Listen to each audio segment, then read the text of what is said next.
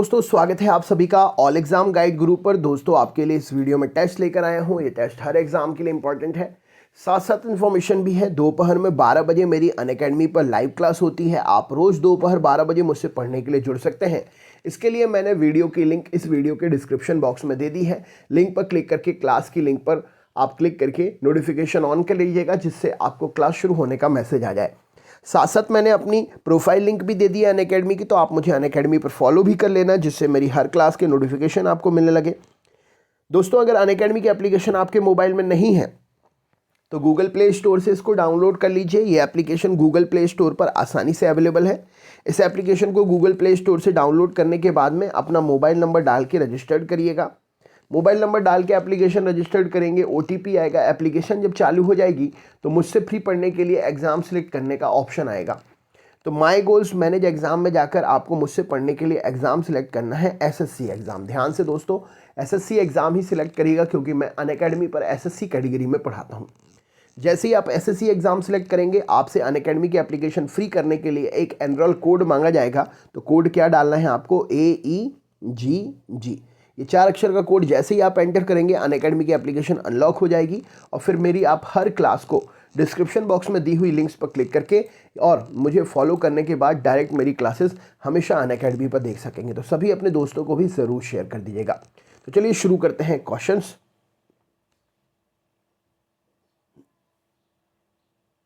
तो question number 1 आपके लिए स्क्रीन पर दिखाई दे रहा है। भारत के नामकरण के संदर्भ में भारतवर्ष का उल्लेख किस ग्रंथ में मिलता है? तो भारत के नामकरण के संदर्भ में भारतवर्ष का उल्लेख जो है अष्टाध्यायी में मिलता है। राइट आंसर हो जाएगा। शुक्ल यजुर्वेद का और कृष्ण यजुर्वेद का संबंध किस वेद से है? तो शुक्ल यजुर्वेद और कृष्ण यजुर्वेद का संबंध जो है यजुर्वेद ग्रंथ से है। नेक्स्ट क्वेश्चन देखते हैं। शतसहस्त्री संहिता किस ग्रंथ का उपनाम है? तो शतसहस्त्री संहिता जो है महाभारत ग्रंथ का उपनाम है। सिंधु घाटी सभ्यता से संबंधित है किससे? तो सिंधु घाटी सभ्यता जो है आद्य ऐतिहासिक युग से संबंधित सभ्यता है। मोहनजोदड़ो का सबसे बड़ा भवन कौन सा है? तो राइट आंसर हो जाएगा मोहनजोदड़ो का सबसे बड़ा भवन जो है अन्नागार है। सही उत्तर हो जाएगा। आर्य लोग भारत में कहाँ से आए थे? सही उत्तर क्या हो जाएगा? तो आर्य लोग भारत में जो है मध्य एशिया से आए थे। सही उत्तर है। गोत्र व्यवस्था का प्रचलन कब से आया? सही उत्तर क्या हो जाएगा? तो गोत्र व्यवस्था का प्रचलन जो है उत्तर वैदिक काल से आया। कौन सा राज्य राजधानी सुमेलित नहीं है? तो यहाँ पर सही उत्तर हो जाएगा कौशल जो है अहिच्छित्र राजधानी, ये सुमेलित नहीं है। राइट आंसर हो जाएगा। नेक्स्ट क्वेश्चन देख लेते हैं। बौद्ध ग्रंथ ब्रह्मजात सूत्र के अनुसार देसी संप्रदायों की संख्या कितनी थी? तो बौद्ध ग्रंथ ब्रह्मजात सूत्र के अनुसार देसी संप्रदायों की संख्या जो है 62 थी। सही उत्तर हो जाएगा। जैन दर्शन के अनुसार सृष्टि की रचना एवं पालन पोषण कैसे हुआ है? तो जैन दर्शन के अनुसार सृष्टि की रचना और पालन पोषण जो है सार्वभौमिक विधान से हुआ है। प्रथम भारतीय साम्राज्य स्थापित किसके द्वारा किया गया? तो पहला भारतीय साम्राज्य जो है चंद्रगुप्त मौर्य के द्वारा स्थापित किया गया। आकाशगंगा के सभी पुंजों को सम्मिलित रूप से क्या कहते हैं? तो आकाशगंगा के सभी पुंजों को सम्मिलित रूप से ब्रह्मांड कहा जाता है। किसी तारे के जीवन चक्र का प्रारंभ कब होता है? तो किसी तारे के जीवन चक्र का प्रारंभ जो है हाइड्रोजन एवं हीलियम के संघनन के द्वारा होता है। हरिकलवक हीरक वलय एक दृश्य है जिसे देखा जा सकता है। तो हीरक वलय जो है एक दृश्य है जिसे केवल पूर्णतः पद चिन्ह के परिधीय क्षेत्र पर देखा जाता है। एक जीवधारी के रूप में पृथ्वी का वैज्ञानिक नाम क्या है? तो एक जीवधारी के रूप में पृथ्वी का जो है वैज्ञानिक नाम ग्रीन प्लैनेट है। मानव ने चंद्रमा पर पहला कदम कब रखा? तो मानव ने चंद्रमा पर पहला कदम 1969 में रखा। Next question. किसने सुझाव दिया कि पृथ्वी की उत्पत्ति गैस और धूल कणों से हुई है? तो पृथ्वी की उत्पत्ति गैस और धूल कणों से हुई है। ऑटो शिमर्ड ने यह सुझाव दिया था। विषुवत रेखा किस देश से होकर गुजरती है?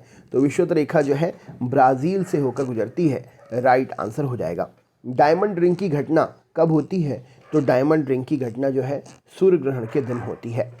कौन सी चट्टान में जीवाश्म नहीं पाए जाते हैं? राइट आंसर क्या है? तो यहाँ पर सही उत्तर हो जाएगा ग्रेनाइट चट्टान में जीवाश्म नहीं पाए जाते हैं। 1773 में पारित एक्ट को किस नाम से जाना जाता है? तो 1773 में पारित एक्ट को रेगुलेटिंग एक्ट के नाम से जाना जाता है। भारत का शासन कंपनी से लेकर ब्रिटिश क्राउन के हाथ में कब सौंपा गया?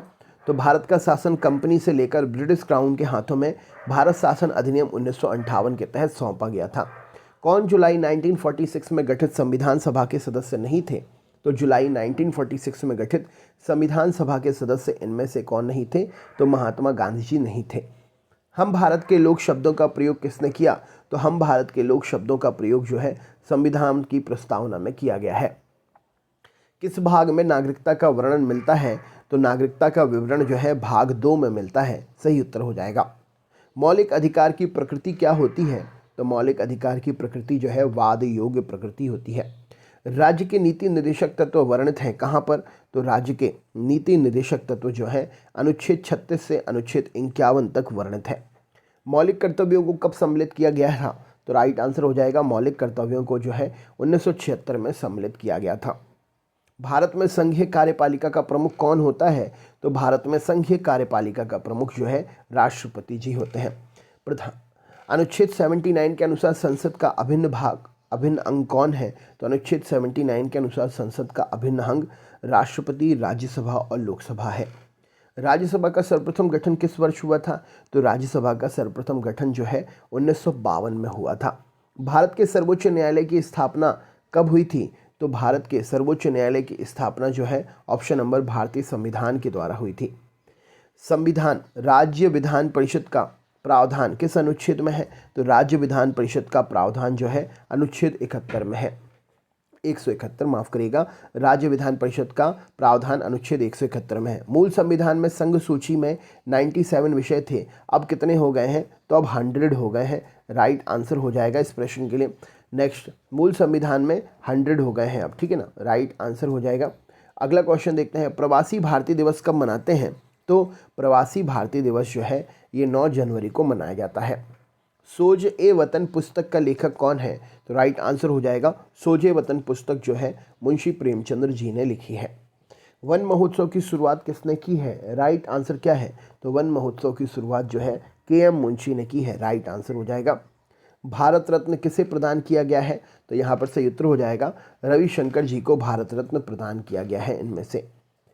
अगले क्वेश्चन पे चलते हैं, क्या पूछा गया है? संयुक्त राष्ट्र सुरक्षा परिषद का स्थायी सदस्य कौन नहीं है?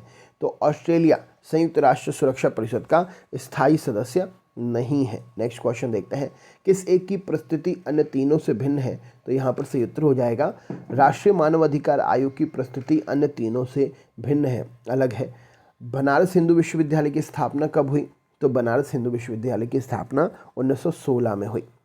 भारतीय संघ का संस्थापक कौन है? तो राइट आंसर हो जाएगा सुरेंद्र नाथ बनर्जी भारतीय संघ के संस्थापक हैं। तो दोस्तों ये था आपका प्रैक्टिस टेस्ट साइड पेपर। क्या स्कोर रहा ज़रूर शेयर करिएगा, और 12 बजे दोपहर में अनअकैडमी की लाइव क्लास में टाइम से ज़रूर आ जाइएगा, लिंक डिस्क्रिप्शन बॉक्स में है। चलिए मिलते हैं अगली क्लास में। बहुत बहुत धन्यवाद, आपका दिन शुभ हो।